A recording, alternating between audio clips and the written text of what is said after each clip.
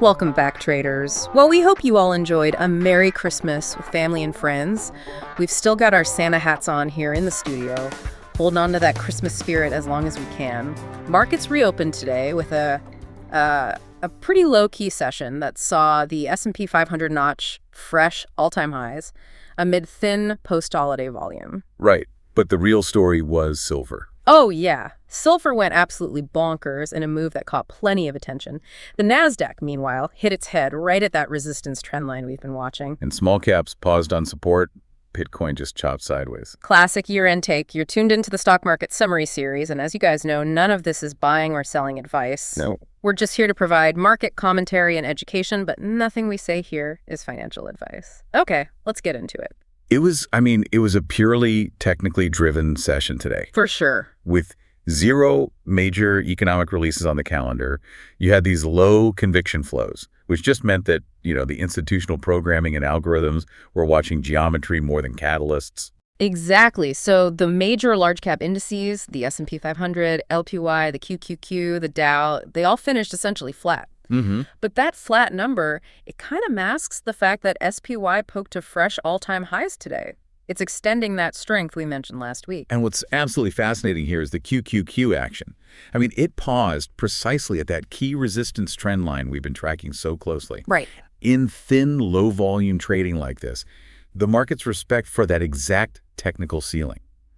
Well, it tells us that the major institutions have these levels hard-coded into their trading logic. Meanwhile, the small cap index, IWM, it lagged the large caps, pulling back about, 0.5%? About that, yeah. But even here, you saw technical support hold strong. It found some temporary support right around its 20-day moving average. And in low conviction trading, that 20-day MA, the average price over the last month, that often becomes the primary line of defense. So if technical programming is so dominant, where does that leave the massive outlier move we saw in metals? GLD gained 1.16%, but silver, SLV absolutely rocketed. Up over 9% today.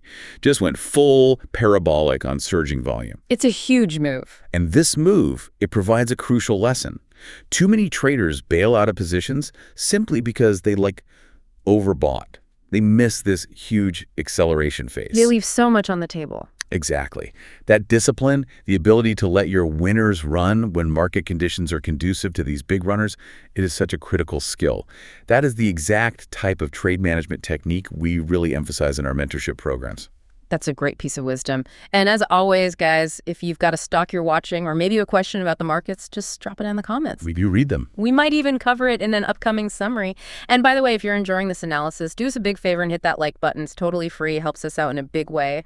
And click subscribe, too, so you don't miss a beat. You can always unsubscribe later. Okay, jumping back to the tape. Bitcoin edged up 0.5%, but it's still just stalling sideways in that familiar range. No real conviction. Same old story there. Shifting to specific stock setups, we're watching BIDU. It's coiled so tightly right now in a symmetrical triangle pattern. That's a classic setup signaling compression. We're also watching BBAI, which actually closed below its weekly triangle, though on, exceptionally low volume. So what does that mean? Well, it raises an interesting possibility. A low volume breakdown like that often suggests participant indifference, not heavy selling. So it could be setting up a potential bullish snap higher, sort of a spring move, if momentum returns. I see. These complex scenarios where you're mixing all-time highs, resistance tests, parabolic outliers, these are prime times to sharpen your skills.